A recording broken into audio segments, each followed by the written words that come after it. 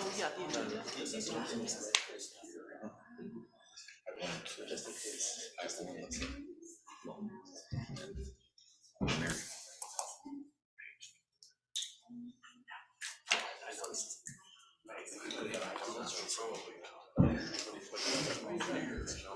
I thought they were just not happy because it's nice to have them. I'd like to call the City Council workshop in order for Monday, March 6, 2023. First thing on the agenda is have the roll call, please. Council President Schilling, Here. Councilor Briggs, Mm-hmm. Councilor Collins, Councilor Fitzgerald, Councilor Jantz, Here. Councilor Shane, Councilor Verdon. Here. Okay, we do have a quorum. The next thing on the agenda is the council vacancy deliberations. And I would like to remind everybody the City Council in January directed staff to advertise for the 2 vacant seats on the council to solicit applicants interested in the positions. We received 6 applications, all from qualified candidates. Prior to a town hall style meeting, 4 candidates withdrew. Council had an opportunity to hear from the remaining 2 candidates at the town hall meeting, where they each answered 4 questions. These 2 candidates also submitted written answers to the remaining 10 questions posed by the council. Council should take the opportunity during the work session to deliberate on the candidates. The final decision will be made later in the evening during the business meeting, where a vote will be taken by ballot of the 7 city councilors. So now is the time you want to talk, deliberate? Yes, I assume that's what we're doing. Yeah. So It's kind of a unique may I go? sure. It's kind of a unique situation that we find ourselves in. I'm happy to see the 2 candidates that are left. Actually, personally, since we were going to talk about personal feelings on the candidates at this time, and so that we had a good reason why we're voting for them, I was happy to see the 2 candidates that did settle out actually were my top 2 candidates before they answered the questions, and obviously after they answered the questions, they still stayed my top 2 candidates. And I'm very happy to see both of them here in the audience and look forward, hopefully, to working with both of them. The questions that they answered, I thought were very heartfelt, and I'm glad that I didn't have to go through the grueling process of writing as much as they did when I did it 4 years ago or more. So I guess that means I really want to thank you guys for taking the time and actually diligently answering those questions. Jim. I'd also like to thank you for applying and becoming one and answering the questions that was needed. And I too feel like they did an outstanding job answering those questions. Larry. I agree. Heartfelt answers, obviously committed to the community, very wise and knowing what we're looking for. I think they'd be great additions to this council. One more. Go ahead. One reason for those that are out on the web and for you that are in the audience, biggest reason that we went to this process is we wanted a little bit more clarity so we could tell our constituents why we voted people in. And the amount of grueling exercise actually thinned out who was there, but council takes a lot of time. And reading through and answering those questions, I mean, we go through packets all the time. And so just taking that amount of time shows us the commitment that both of you have. And so with that, I guess I'm done. Okay.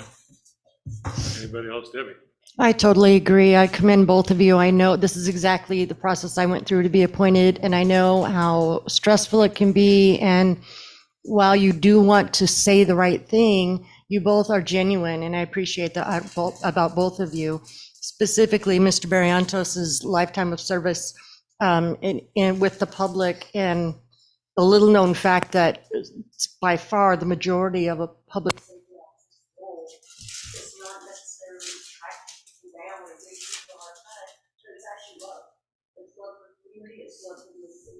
was trying to help them get back on the right track, and improve their quality of life and quality of life great wellness. And Nancy's lifetime of service to this community is commendable, and I admire you for that greatly. So I appreciate you both for doing all the effort you've Kirsten, you're the only one that hasn't spoken.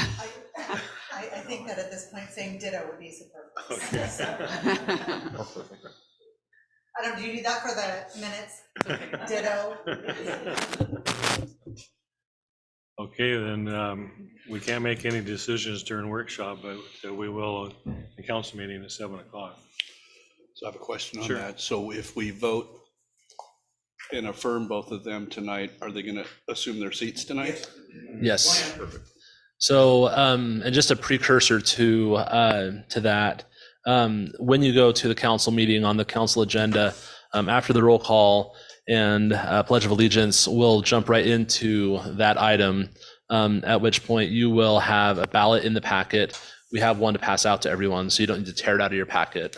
So you can keep that intact. But we'll give you a ballot. It will include both candidates' names on the ballot, and there will be a yes or no. So yes, you want them to be a counselor, or no, you don't. And because there's 2 vacancies and 2 candidates, it's not select the candidate you want, it's do you want this person to serve on the council? And if either candidate receives 5 votes, then that would then appoint them to the council, at which point we'll have Emily Gagne swear. And the votes will be by the council. So if Councilor Shane shows up, there'll be 7 votes. He doesn't, there'll be 6 votes. And I don't vote. Yeah, and Ken and I discussed, whether or not he would vote in case of a tie. We can't figure out a tie. Which there would be no reason to break a tie if there were a tie, because that would not constitute 5 votes, it will constitute 4 votes, at which point they still would not get appointed. So there's no need for Mayor Lewis to vote tonight, even in the event of tie. It's just if 5 affirmative votes from the council will constitute appointment.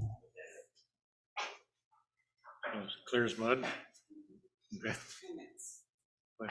You read the counselor's name and their vote. yeah. Emily will do Yeah, that. so when we gather up the ballots, there's a spot in the ballot for, who's voting, and then that will say, so Counselor A voted for yes for candidate, A, and yes for candidate. Our votes are. Okay, and we can go over this again if you have any more questions. And we can go over it again before we take the vote, again, at 7 o'clock. I got it. You sure? Okay. Okay, next thing on the agenda is the Parks Recreation District formation, and I'll turn this over to the city manager. Yeah, thank you. So there's some time confusion on the start of this meeting for our consultant and our parks manager. They are on their way. So that's been confirmed. But the good news is I actually set aside a little bit of time for me to talk at the beginning of this. So we'll jump right into the topic, and then hopefully I can stretch out my comments long enough to have our other speakers here. So way back when, maybe in the fall of 2021, a little bit before then, maybe go back to when I started working here. The budget was the first thing that I really dove into, working with Cecilia Warner, our finance director, and identified that we had some structural problems with our general fund. What I mean by that is our expenditures were on course to really outpace our revenues, to where I believe it was within 3 years, Cecilia, you can correct me if I'm wrong there, within 3 years of 2019, we would have a negative beginning fund balance in the general fund, which you can't do because you have to have money to pay employees and pay for services that we provide. And so quick action was needed in that first budget year. The city made a certain number of cuts to the budget, both on the materials and services side and also on the personnel services side for the city within services that were supported by the general fund. And so we did that in an attempt to right size the organization and the services that we were providing. Since that time, the city's been very diligent, and I would like to commend the department heads for their work in not spending money just to spend money, but they were very strategic and thoughtful in how they spent the taxpayers' dollar. And with that and some other circumstances which brought in one-time revenues into the general fund, including the American Rescue Plan Act dollars to the tune of about $3.7 million, and the ice storm revenue, which we received funding from that this year, and a few other contributing factors, the city has a pretty healthy beginning fund balance in this fiscal year. Our beginning fund balance is just over $6 million, which is a lot, more than I would ever imagine the city of Dallas having. The long-term issue with that, and not even long-term, short-term issue is that's one-time revenue that's not going to sustain itself over time. So we're not going to be able to rely on that for the structural problem that we have and continue to have today. So since 2019, we have been strategic in making investments on the personnel services side of the house, as well as the capital improvement side of the organization, to make sure that we're doing what we need to support the services in the city as we move forward. All that being said, those investments have put further strain to the structural problem that we knew we had in 2019, and to the point where we know we need to have solutions. So when we were moving towards solutions back in the fall of 2019, the city council decided to pursue the formation of the Parks and Recreation District. And so that's the direction we went forward with. We hired our Parks and Rec manager, Jennifer Ward, in December 2021, and also created the Parks and Recreation District Formation Committee, which was made up of 9 citizen volunteers. And we started going through the process of what it takes to form a district. And that included really understanding, what a district was, what it meant. We had to do a financial feasibility study to be able to understand what services we wanted to provide and otherwise, and really went down that path. I'll stop talking about the district from this point on because Jennifer's here, she can address that particular issue. But beyond that, if the district is not the solution to bring additional tax revenue to offset the costs or the revenue need, the deficit that we have in our general fund, then there has to be some solution that takes place. I'll talk a little bit more about that later. But for right now, Jennifer, it might be good for you to discuss a little bit more about the committee's work and the district formation, and maybe introduce the pollings to them, and our consultant JL, Sure. right from Nielsen Research, you can dive into the numbers. I apologize to the council. I was a little bit confused on the time, and I expect JL Wilson from Nelson Survey Group out of Salem to be joining us shortly. So as City Manager Lada explained, we've had a citizen advisory group that I've been working with over the course of the last year, a little bit longer. And their job has been to, well, manyfold. I mean, really to help do the visioning for a Parks and Recreation District, what that might look like, and then to work with staff as we went through the actual steps that are needed to lay the groundwork to put that on the ballot if that's what the council decides to do. So so a lot of our work at the beginning was to explain to them the need to stabilize the general fund, like why we were even pursuing this option.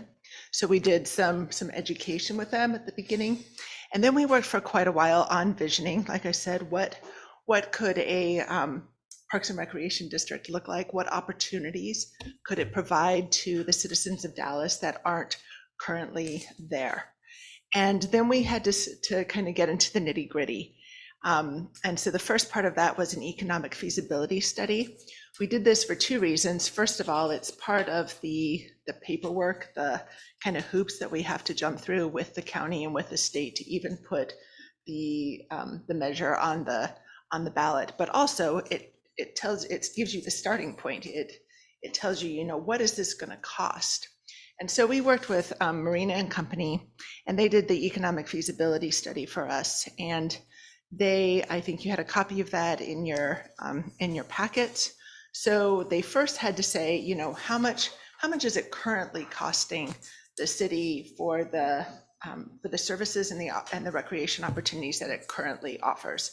So that's maintaining our parks, maintaining our Rick Rial Creek Trail system, and of course, keeping the aquatic center operating. And as you saw in your packet, that comes out to about a dollar. If we were going to put a tax rate on that, it's about $1.13 per thousand. And then based on the visioning that we had done with the committee, we said, okay, here are some alternatives. We could set a tax rate at these different levels, each one providing slightly more opportunities and facilities in parks and recreation, of course, if you're at a higher tax rate. So alternative one was just keeping funded what we do, keeping the baseline, plus adding a little bit for some programming. So some programs to partner with the senior center, with some programs for seniors, maybe add some youth camps during the summer, some after school programs, things that I'm the Parks and Recreation Manager, but frankly, right now we're more parks than we are recreation. So just kind of fleshing out that recreation side of things a little bit. And we figured we could do that for $1.20 per thousand. Alternative two, same thing, maintain the baseline services that we currently offer, add the programming as I explained, but also generate a little bit of budget for what I call small to medium projects. So these are coming in under $1,000 or under $1 million. These would be projects that development of small parks, maybe some of the easier sections of the trail. They would provide the match for grants to go after larger projects. Okay, and I believe that came in at $1.40.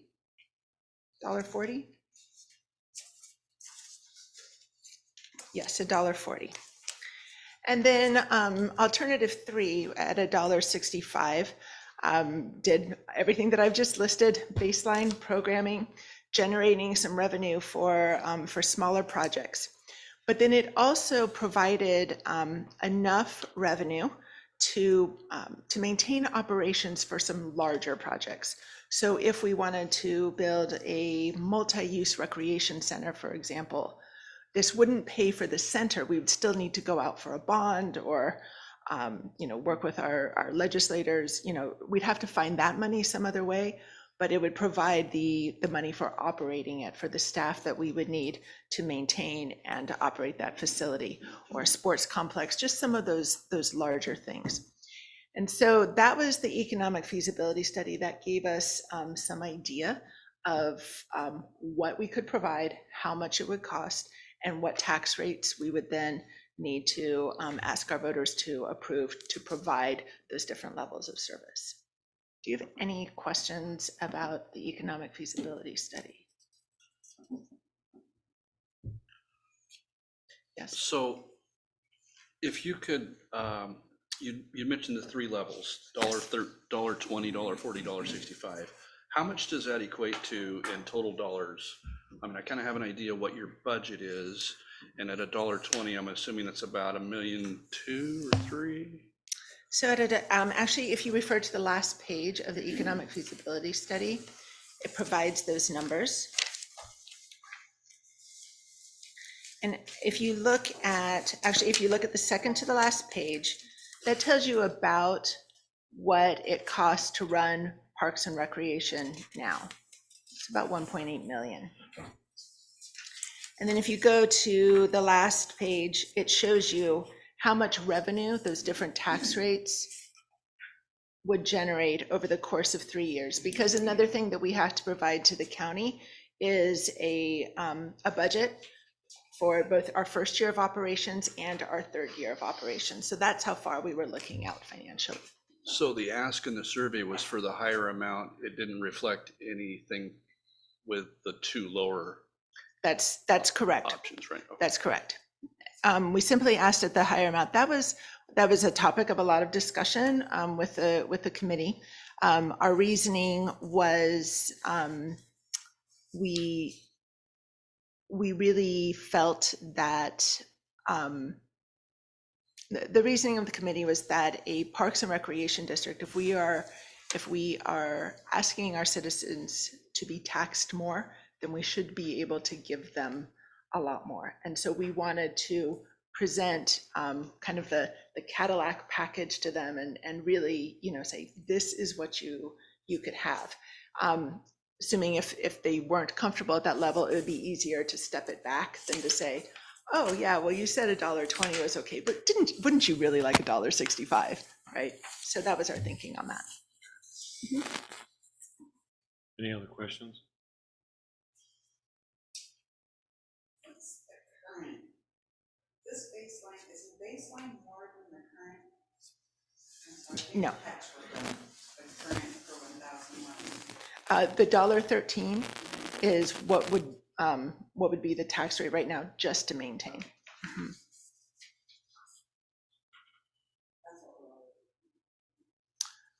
Correct. Like if you were to pull that out of the property taxes that our people now pay, yeah.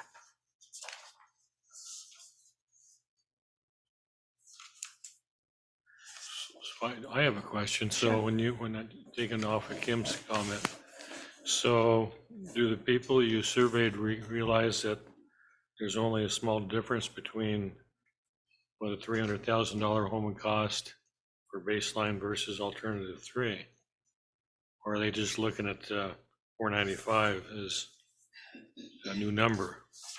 Right, and so that's a good question that can lead us then into the polling document. And I'm just looking at it now to see if we ever tell them within the polling. Yeah, so if you look at question 6, we do explain what the current cost to them is right now for the parks and recreation opportunities that we have now.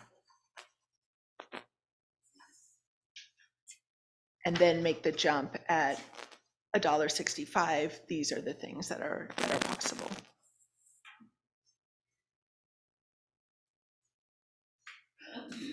So 43% were in favor. Correct. And JL can speak to this more. This was helpful for me to know going like, we got these results and then having him help us sort of interpret them was very helpful, and he can speak to this more when he arrives.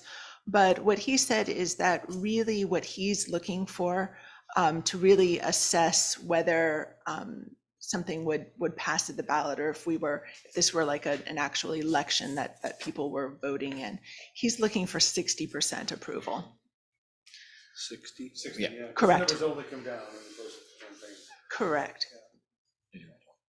Thank you. I was gonna ask that question, but she answered it. Brian, I had a lot of discussion already. I'm waiting for our pollster. My background is in economics and statistics. So the way questions are asked, and you can see as this poll is taken, question 6, we get a fairly negative as far as that 60% is there. But if you go to the back pages, all of a sudden you're gaining momentum. And if you go to the programs where they're talking about this is what you get with this money, and as you educate them, this basically test question, which I call question 6, is a test before we inform you through your questions. I disagree with his methodology, the way he asked one of his last questions, and that's he put a taint on the actual question that I wanted him to ask. And that was the question prior to the question of would you be in support at the end of this package, was a question, would you favor a tax increase if under the current circumstances of the economy, the inflation? Then he goes and asks the next questions of what are those, would you be in favor of it if you got all these things? If he would have asked those questions in the reverse order, I think we would have seen a lot higher number. I don't know if we would have hit the 60%. I think we would have probably been 55 to 57%.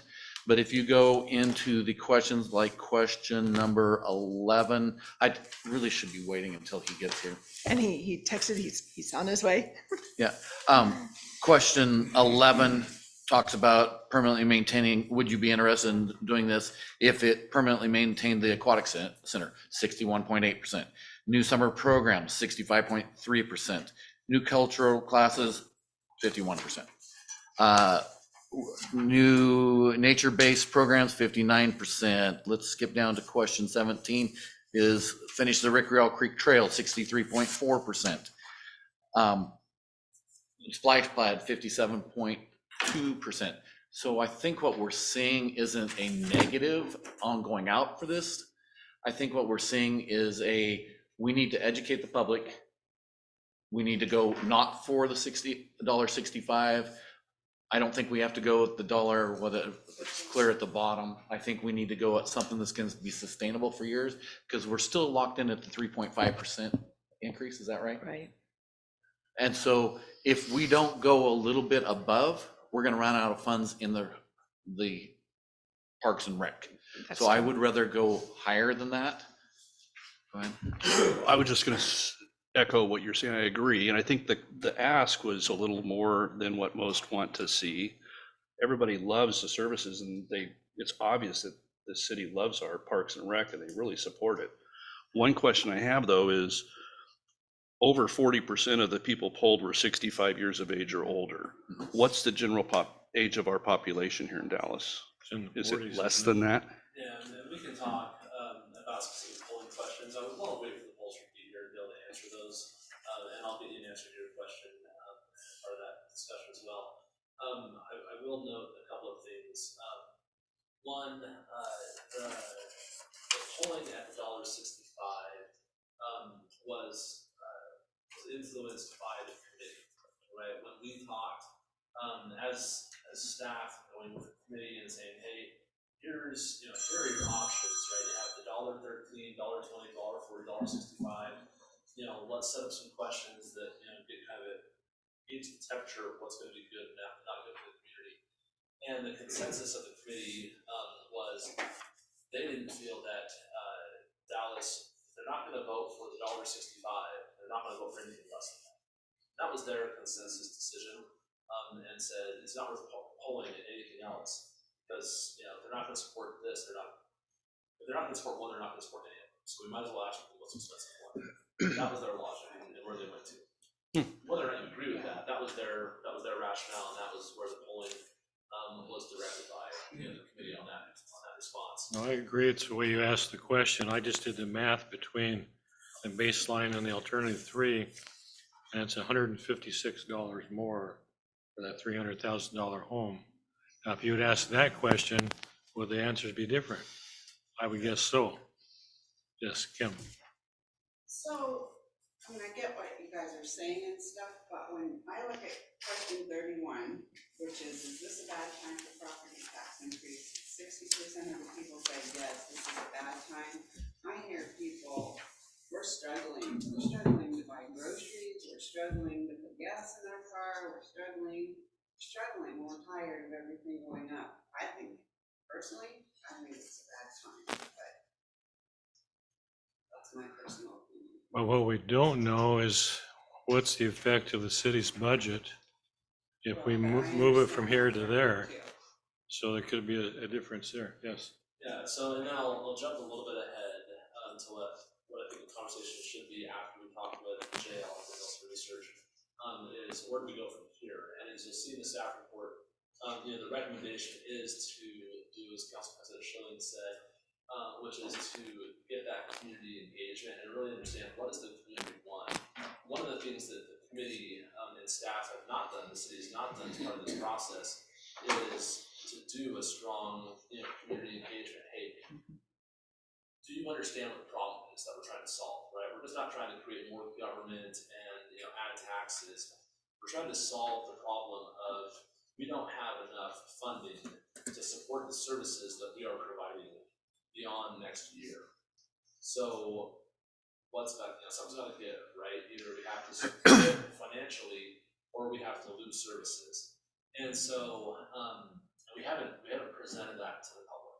And so, my recommendation for the council tonight, after hearing from the pollster, is just saying, well, my recommendation is go out to the community, right? Meet them where they are and present to them the same presentation as many times as we can. My target number is 40. I'm gonna have 40 community meetings.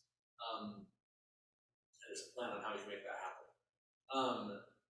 Get in front of them and just ask them and show them, here's our problem. There are 4 real solutions, right? 3 financial revenue generating solutions and 1 reduction of services solution. Of those 4, which one do you want? And then you as a council will get all of that feedback from those community meetings and be able to say, okay, of the 4, none of them are pleasant, right? Increase taxes, pay more money through fees, or reduce services. Of those 4, in order to keep all the services I have, or lose services, I choose, B or A or whatever it is. And we can bring all that information back to the council in the fall and say, okay, here's what your community has said. In order to fix this problem, here's how they would fix it. And then you can then make decisions based off of that feedback. But we don't have that feedback yet. So next steps, I believe, we can sit and debate numbers and polling and all that tonight.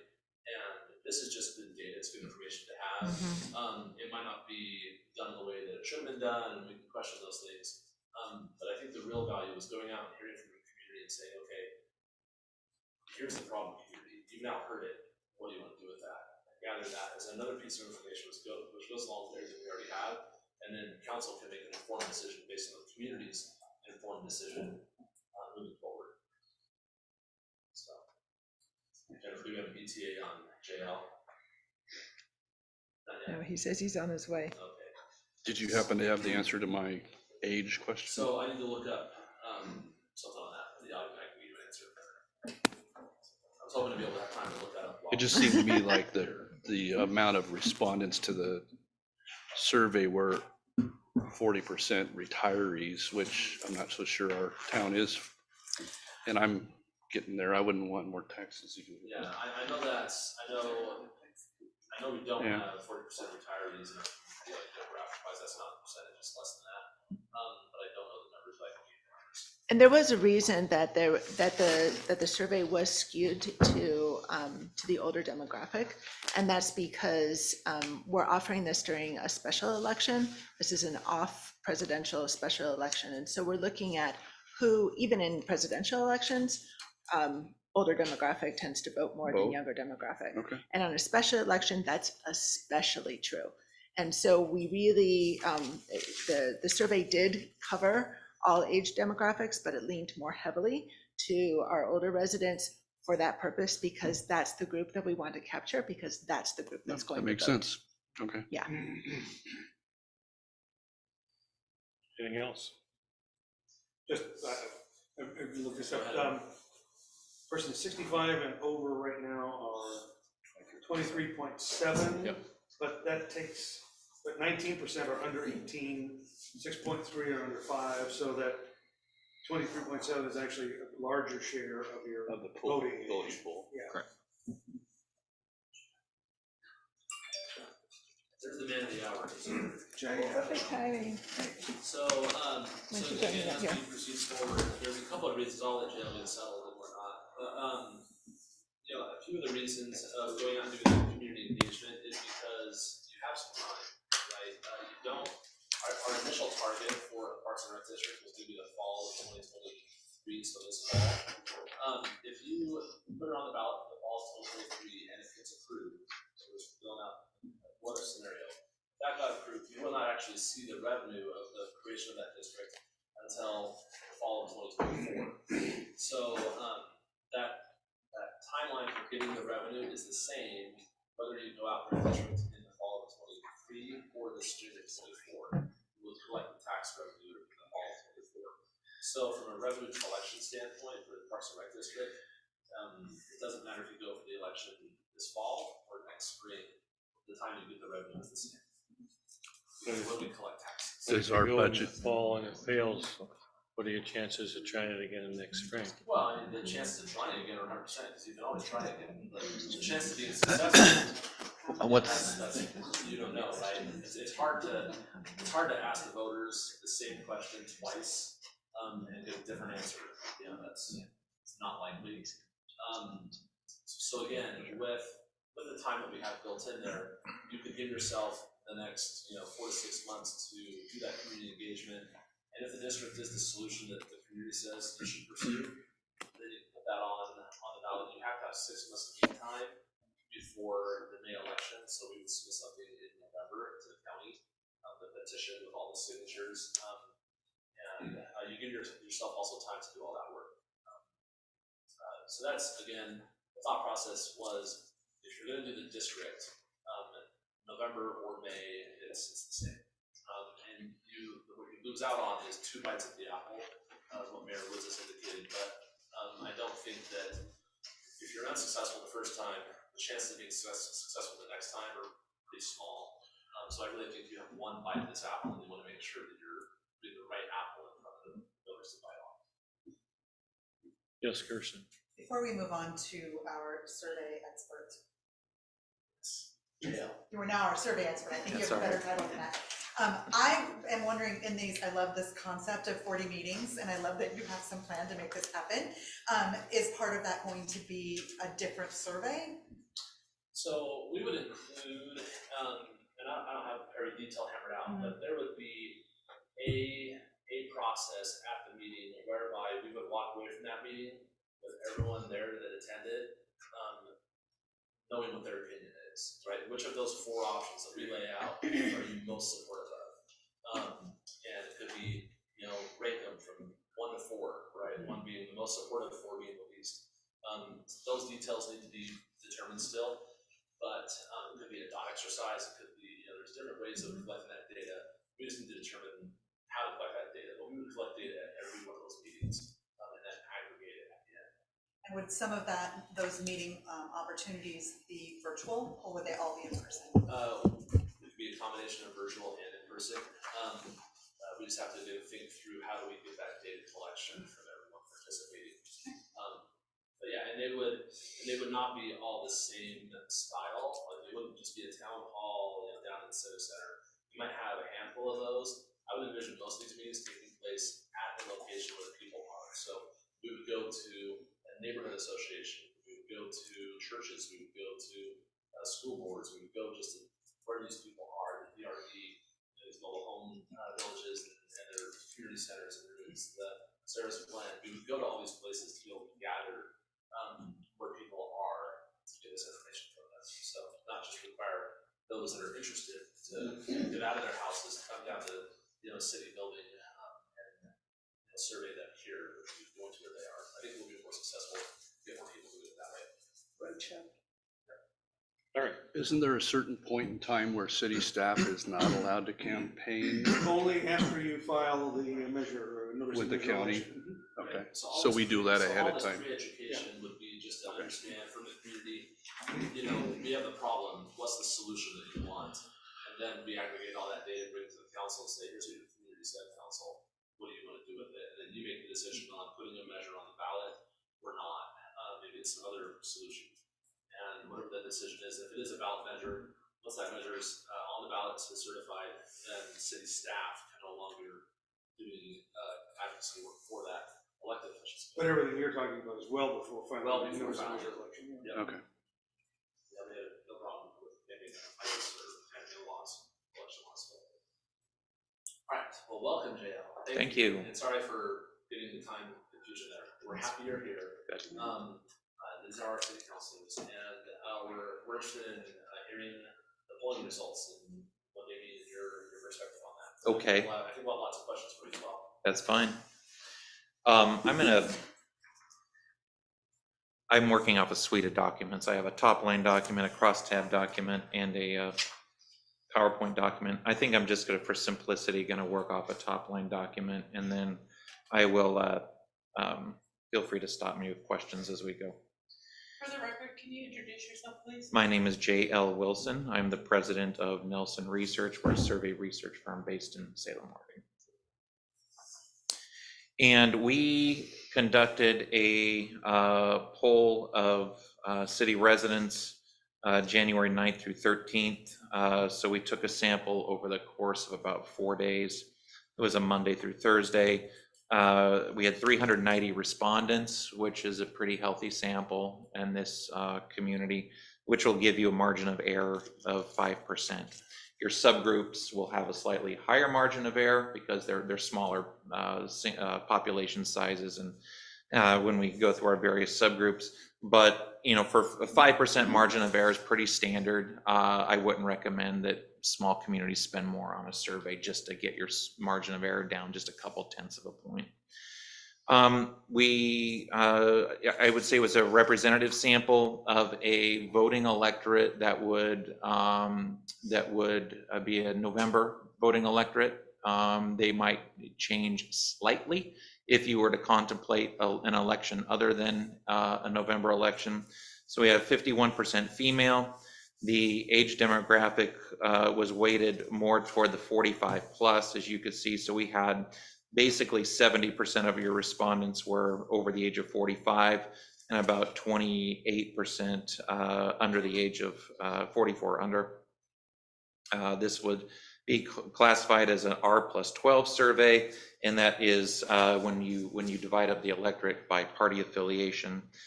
We polled at Republican 43, Democrat 31, Independent 26. That's going to be more reflective of a November electorate. Those numbers would change a little bit in a May election as independents. In most cases, don't have as much reason to vote, so their participation is going to be much lower in a May election.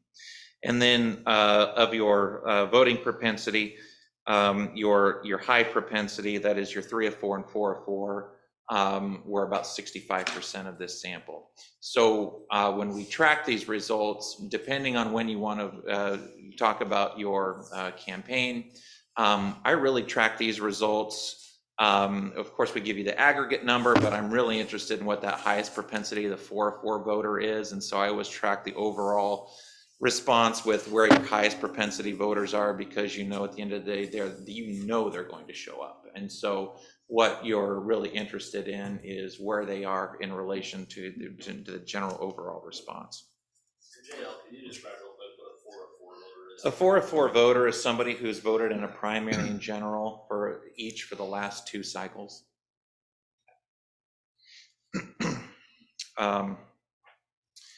So we asked a battery of questions that were sort of introductory questions, and so let me kind of set the stage, if you will.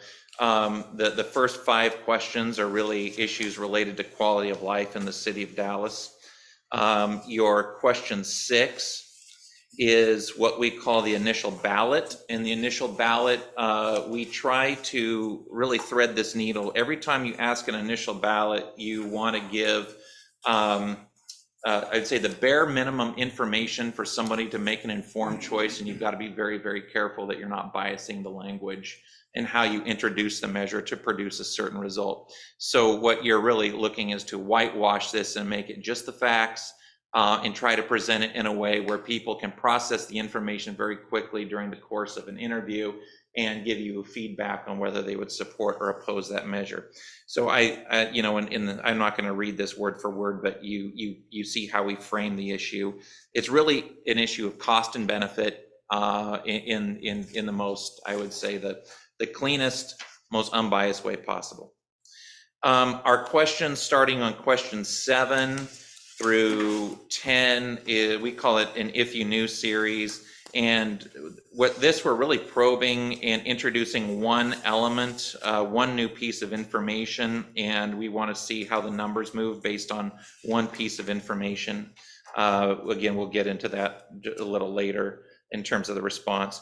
Starting with question 11, the vast majority of your survey, I think it's question 11 through question 26, we're ascertaining community priorities. If you were to put a Parks and Rec district on the ballot that has its own autonomy, what are the things that you would prioritize as features and benefits of the new PRD? And that's really what we're trying to get at, and we're ranking them on top of each other. Now, I've been doing this long enough where I have this own internal ranking in my mind where If you're, you know, anywhere around 60% or above that, I would certainly contemplate including that. If you're in the 50 to 60, you're getting a touch dicey. Anything below 50%, I would not recommend inclusion in your measure. And that's just me doing this for a long time and kind of, you know, when you piece together measures, figure out, you know, what are the things that you put in it, what gets put in the measure, what gets left on the cutting room floor, and I just kind of developed that, you know, that lens over time. Did we have anything over 50% in here? Oh, you've got plenty over 50%. Yeah. Mm-hmm. Oh, you're adding 1 and 2 together to get the 50? Correct. Not Yes. just, okay. Yes, and I'm sorry, I should have been clear on that. That's right. We had the 3 and 4. Okay. We try to make it a binary choice, so that there's, you know, people have to pick. It's either one or the other. I typically like to force people to make a decision. And then on questions, starting at questions 27, 28, 29, 30, these are just messaging. These are messaging. In some ways, they will reinforce the If You Knew series back at the beginning of the survey. But we want to just get a sense of if messaging is effective around certain elements, and it certainly was. And then in the informed ballot, question 33, this is when you kind of put people through the wash and you give them all the arguments. Do you have the ability to move numbers? And that's really what you're testing here. Now, I would say that the informed ballot is pure fantasy. It's pure speculation. That is not your number. Your number is Q6. But if you give people enough information and they would typically absorb during the course of the campaign, do you have a reasonable expectation that you can move numbers in your direction? That's what we're testing. And I think you do modestly. Certainly my analysis would not sufficiently, but you can modestly, and so I would definitely recommend you probably have to change your start point. And then your demographic questions at the end. So now I'm going to go all the way back to the beginning with the sort of the quality of life analysis. And I guess the good news is the quality of life, people really like it here. That is really obvious. And so your first 5 questions in terms of satisfaction with quality of life, I mean, it's 9 out of 10. It's just a very high number. How would you rate the current recreational facilities? You have 80% believe it's excellent or pretty good. And those numbers are really echoed also in your high propensity voters. So those numbers are tracking almost identically. In fact, your high propensity voters are even more, I would say, bullish on the quality of parks, pools, picnic areas, and trails. The importance of quality recreational facilities, again, that's a 9 out of 10 positive response. And do you believe Dallas, let me get the precise wording of this question. Do you believe City of Dallas has adequate recreational facilities and programs for children, families, and seniors?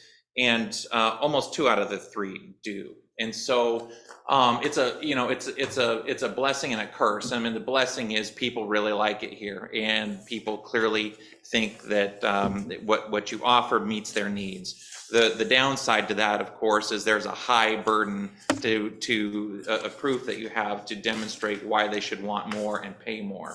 And so just understand that's a two-edged sword, and that really comes through, I think, when you go to Q6. And Q6 is your initial ballot, and you can see how we framed it. If you want to ask questions about how we framed it, feel free. But I will say, coming out of the gate, you're at 43% yes and about 47.5% no, and it's even worse than that with your highest propensity voters.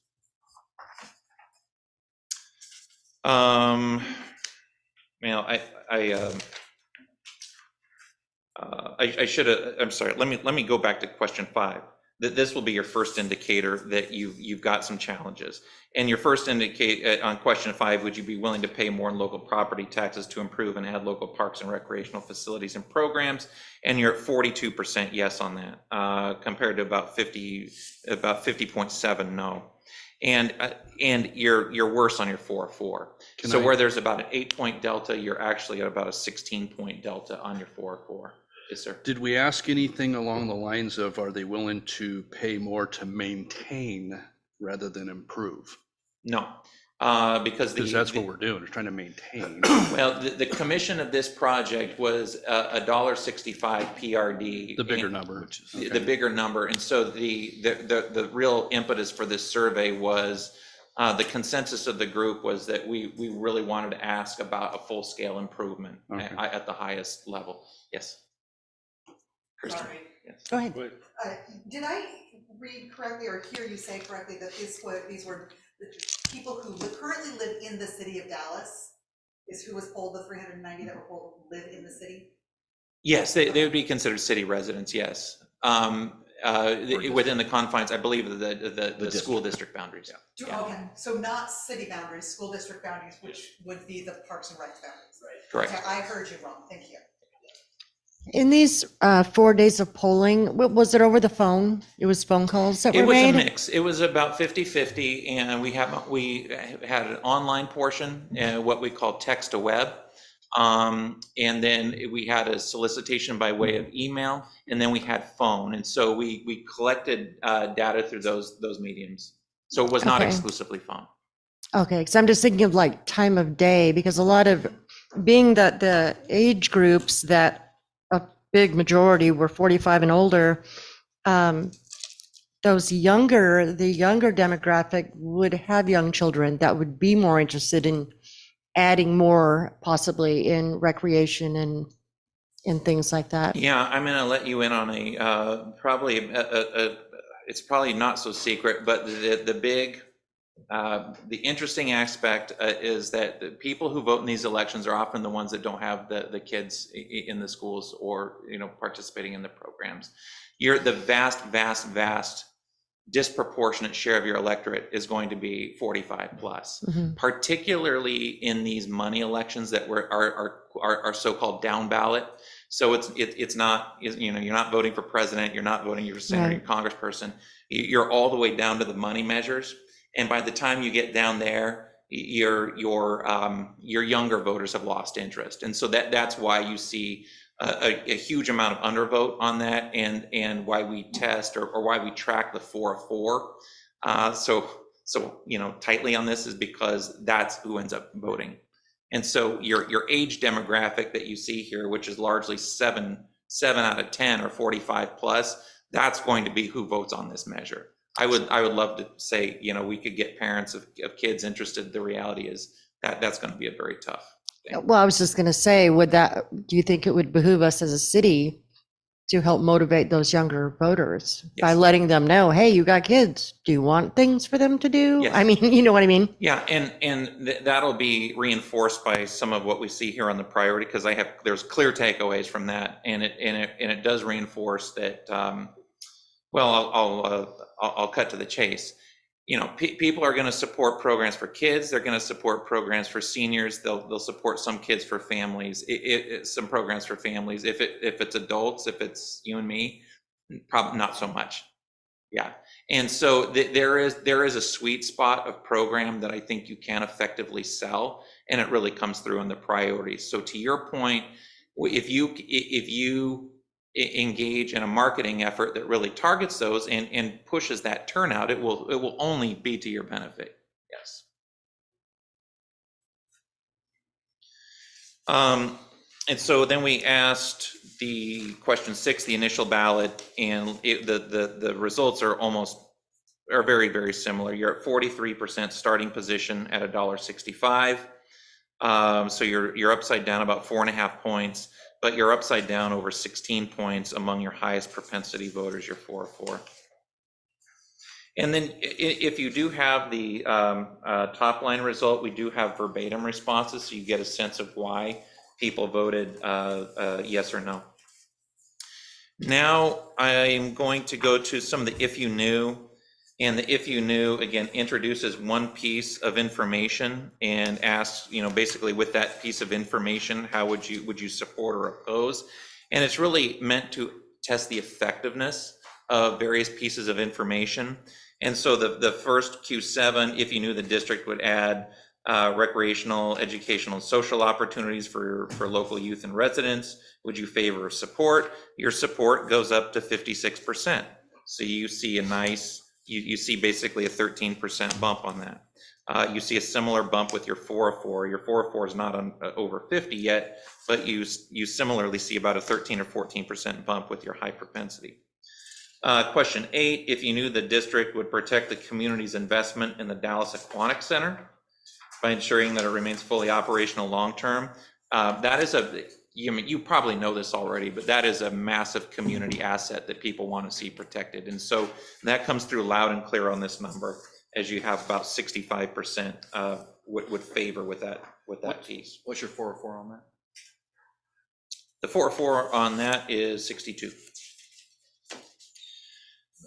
If you knew that the district would free up general fund resources for the city of Dallas to dedicate to added police and fire safety, would you favor or oppose? Very high favorables on this. It's one of the reasons why I love this job, is because sometimes you get the things that you don't expect. So you had 65% support this element of it. So you've got this taxing authority that's freed up on the city side. What are you going to do with it? People really like the commitment to police and fire safety. So that was 65%. And it was almost identical with the 404. And then if you knew the district would bring in dollars in small business opportunity, would you favor or oppose? Again, strong favorables, 64% and 63 with the 404. So you've got some elements of it that tell me that this could work under the right circumstances. So priority services to be funded. We tested first, and these are all randomized when we go through a period of interviewing a respondent. These questions 11 through, I believe, 16 or 17, these are all randomized. So the winner is going to be sports camps for children and youth. 65.3 ascribe a high priority for that. Social programs for seniors at 63.9. Permanently maintaining current service level at Dallas Aquatic Center, 61.8. Nature-based programs, after-school environmental club and nature play class. I believe we characterize this for children and families at about almost 60%. So that forms your nucleus of things that I think you could reasonably sell and market successfully. We tested some other things with respect to new art and culture classes and nature-based programs for adults. Both tested, I would say, they were down about 10 points. So there's a definite dividing line there. And it informs my opinion that adult programs for adults, not as popular as programs for kids and seniors. Next, we talked about projects that could be funded. Projects that could be funded, completion of the Rick Riel Creek Trail System at 63.4, in my opinion, that's a winner. A splash pad for children and families at 57.2. I think that's probably on the right side of borderline. So if I'm making decisions, I would probably say that that's probably something that would work. But then you had ones that did not sell as well. Addition of new parks. I think that's a mediocre response. A new addition to the Dallas Aquatic Center, no. Pickleball courts, no. Mini golf course, no. So in terms of projects, Rick Riel Creek Trail System and the splash pad for children and families were your clear winners. And then we talked about future projects that would be funded. And I think we drew the distinction here is the money would be there for the staffing, but for the community approving a separate bond measure that would fund these projects. The trail system was the most popular at 54%. The recreational center with fitness classrooms, sports courts, and community gathering space at 51. We asked about a sports complex, that was at 48, and an RV park at 35. So, my view of this, the regional trail system there was probably the only one that's potentially saleable. And then we had statements of support for the measure. And again, these are in some ways a check on the If You Knew series, but we had 4 statements and we asked if people for each statement, indicate whether you think it's a very good, poor, or very poor reason to support a new independent Parks and Rec district. The Parks and Rec district would ensure the long-term operation and success of the Dallas Aquatic Center. That's great, about 69.4. The Parks District will help local small business by bringing more visitors and more dollars into the community. Again, very positive, 71.6. The Parks and Rec, new Parks District will allow the city of Dallas to dedicate more resources to added police and fire. Again, very strong at 71.6. And the Parks District will finally give our kids, families, and seniors recreational and learning opportunities they deserve. Again, high 60s, a very good response. So you've got messages that work. That is very clear from this survey. I think that number 31 is really where the rubber hits the road, in my opinion. In addition to your initial ballot question, which is Q6. So Q31, in my opinion, is, if a survey doesn't include a question like this, I just don't think it's doing you any favors. And really what this question measures is this is how we phrase it. It's a bad time for a property tax increase. With inflation and cost of living going up, I couldn't afford to pay more property tax for the new Parks and Rec district. And you had 60% agreement there. And the reality is, we always think that people will vote yes or no based on the merits of the program or what we're offering. The reality is people cast votes mostly based on their own personal economics. And that is a real huge subplot that goes on, that people would love to support you, but for the fact that I'm personally feel in a tenuous economic position. And that's really what this question measures. It's not a value judgment on the proposal. It's really, how are you doing? And couched in a way where people feel free to kind of express truthfully. And the fact that there's 60% agreement there tells me that there's some headwinds on this if we're asking people to pay more. Question 32, a new Parks and Rec district will support families, make the city of Dallas a more attractive place to live and work for local residents. You have 57% agreement. And then we do the what we call the informed ballot. So you see, we put people through these, if you knew, we put them through the priorities, we put them through the messaging sequence, and then we ask, okay, you kind of heard the arguments, what do you think now? And the numbers ticked up a little bit. There was, I would say, a modest increase. And so it basically shows 45% support, 45% oppose. And it's just, that's just not going to be good enough.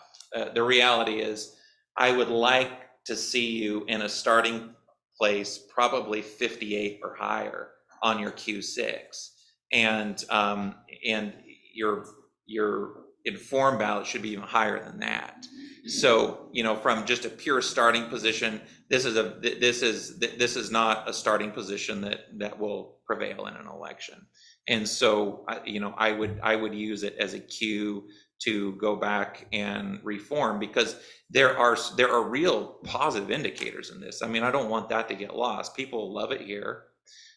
People are you have very strong messages, and you have very strong services and assets in the community that people feel strongly about protecting. And so, in my opinion, you've got the nucleus of something, but packaged in a $1.65 proposal for a PRD, that's not going to do it. And so, the question is, how do you build off the assets that you see on this survey in a package in a way that people will support? So that's my observation. Questions?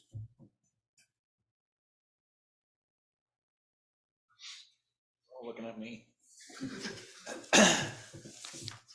I'm probably the most vocal proponent for this, not opponent. Is that correct? I'm in favor, yes. Your methodology of asking the order of question, you didn't randomize the last three questions, is that correct? Did I not randomize 31, 32, 33 were always asked in that order? Yeah. And so, no, 31 and 32 were randomized. Okay. Yeah, 31 and 32, but 33 is kind of a stationary question. That's always going to come at the end. Last, yeah.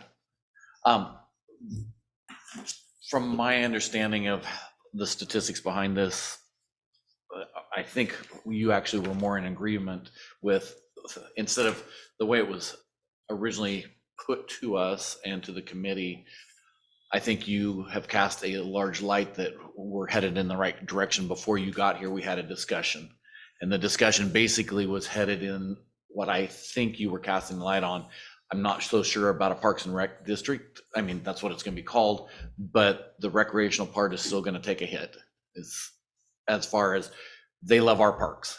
They want more parks in the trails, keeping the aquatic center and keeping the police and fire intact.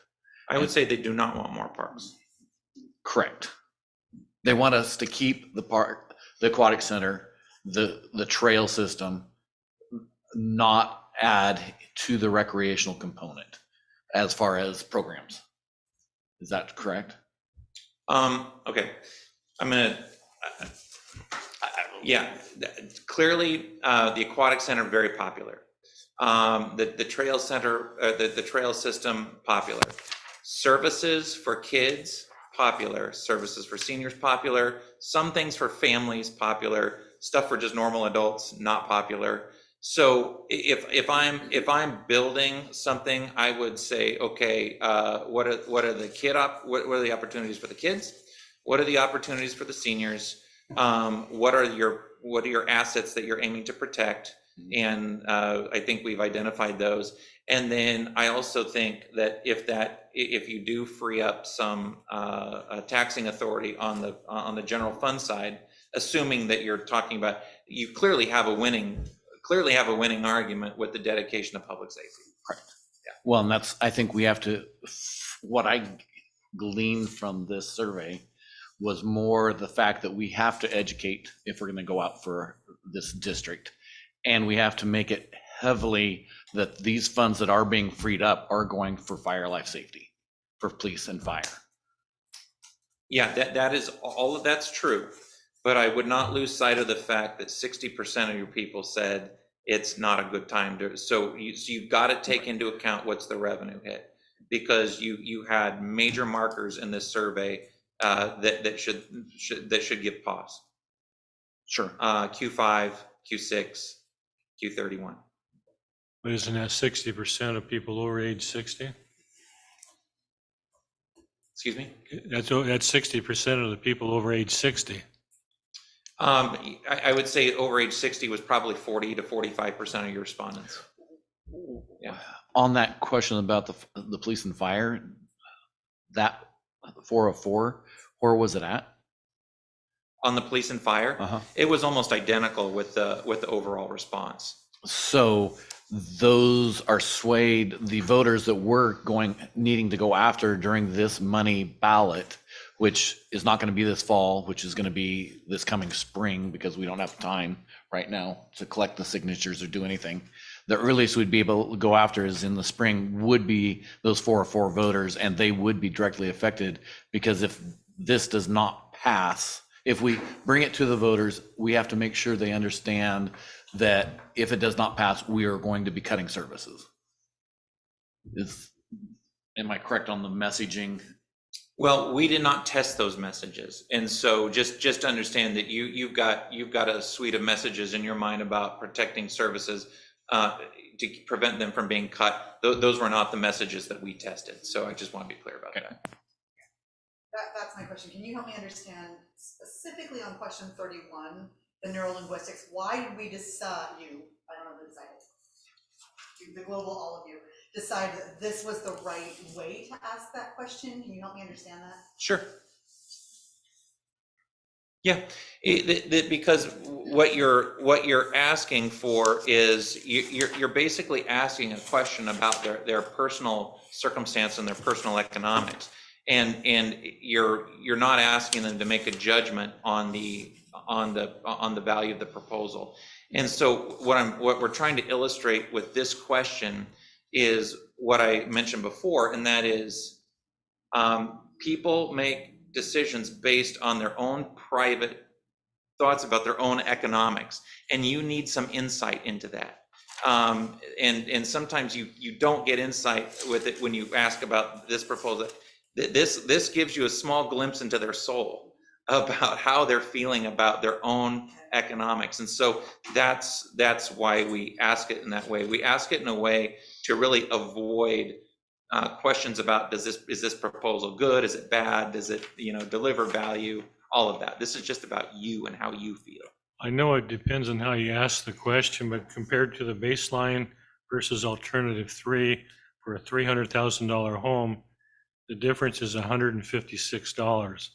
Now, if you were to ask that question to those people, would we have a more positive answer?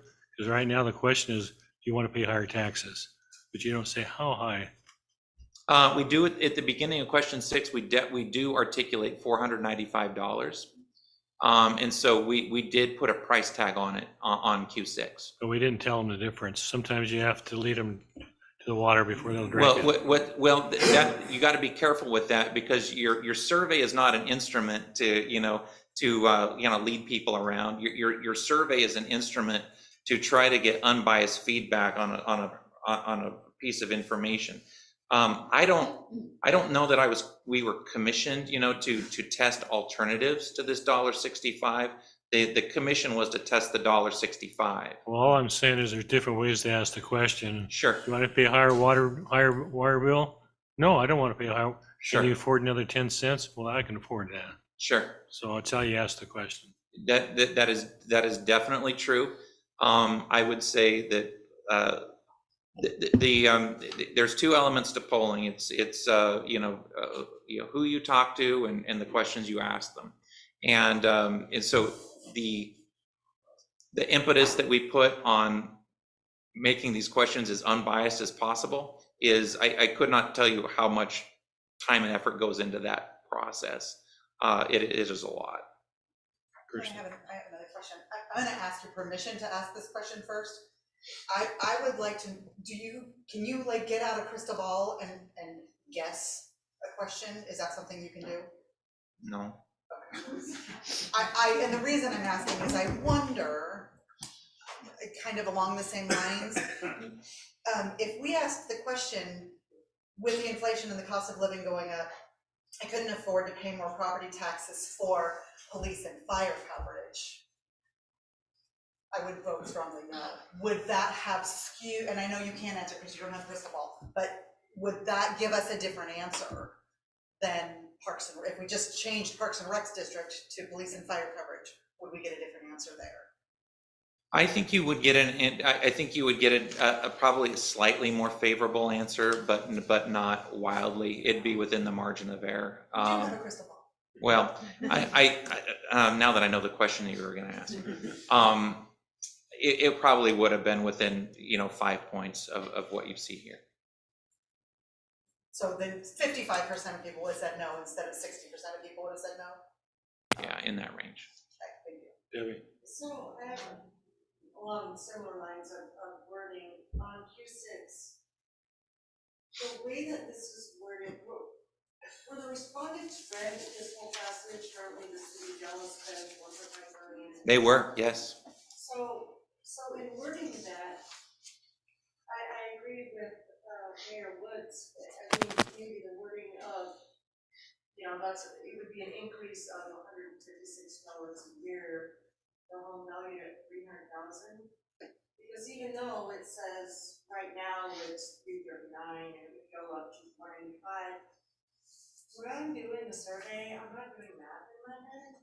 Right. You know what I mean? Mm-hmm. You just want to, I guess, I don't know, no, yes, no, just Well, yeah, whatever.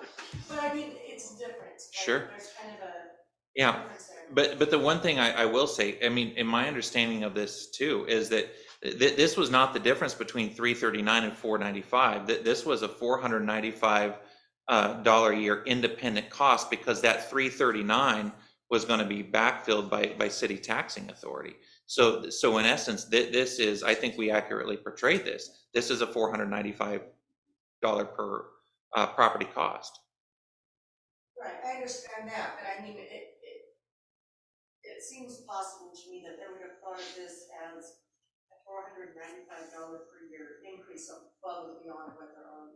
It is. That's what it is. It is. So but just the wording of like how much the difference is that what you were talking There about? isn't.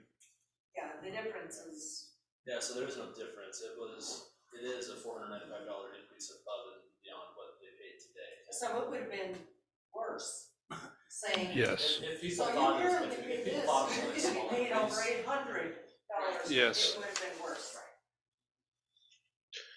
I just want to make sure I've got a couple of nuggets of gold I'd like to take away from this Yes, sir. survey, and that is, number one, they love our aquatic center, correct? They cherish the Rickrell Creek's trail system, correct? They're kind of on the fence with the new splash pad, wherever that came from. And am I missing anything? To help as we deliberate this over the next few months. Sure. For children and senior citizens. I would What was say that? if it Services touches, For children and senior citizens. yeah, if it touches kids and it touches senior citizens, I would say it's gold. Okay. If it touches, I would say if there's some benefit to this notion of family activity, I would also say that works. The Rickrell Creek Trail System at 63% support, I think you include that. In working with the task force, there were a lot of items that were kind of spitballed on, in terms of what we could test. And, there are people, I think we tested pickleball courts. I mean, there was a wide range of things that people wanted to test. The splash pad, I think, worked because we talked about it in terms of children and families. And that just clearly worked throughout. So when you look at, if you don't have the PowerPoint, I'll make sure you get it. But on the priority services, you have that set of 4 services that I think form the nucleus of what you want to build off of. And then you've got your projects, the trail system and the splash pad, and then the regional trail system as potential possibility in the future. Thank you. Anything else? Sure. JL, good to see you. A question, what you're highlighting in terms of prioritized programs and services and infrastructure really is kind of within the city limits. But we're asking voters outside the city limits to support these things. I mean, it's aquatic center, it's the trail system, it's things that we do for our citizens in the city, but we've got to get supported else in the school district at large as well. And these amenities really don't play directly to those voters outside of the city limits. I would say the Dade Aquatic Center plays the people outside city limits. And the Rickrell Creek Trail. I mean, I think there's the things that are, and I've even seen the Dallas area seniors center. Those 3 things are things that people outside city limits, Alon, Ruben, Boise, Pioneer, or Rickrell, they come to Dallas for those services. That brings up a question. So if this goes to a ballot, are the voters in the school district region, or is it just the city of Dallas? Everybody. School district region. Okay. Would be the voters within that. Dumb question, but had to ask it. The vast majority of those voters are inside the city limits of the city of Dallas. So the election is most likely to be won or lost inside the city limits of Dallas. Yeah. Are encompassing voters outside the city limits. And that's the universe we tested. We tested within the bounds of the school district. Before you go, thank you so much. I really appreciated how you guys were able to break this down. I am not a math person, I'm a social worker, I don't get numbers at all, and I was able to follow, and I really appreciate the way this was presented. It was very digestible, so thank you. Good. My whole goal in life is to simplify polling. I mean, the most compelling story is the simplest one, and I just think polling gets shrouded and it's very opaque and it's mysterious and just shouldn't be. One time we did a telephone survey, 98% of the people we called had telephones. The other 2% didn't know. Thank you very much for the presentation. We're going to take about a 10-minute break. We'll see you then.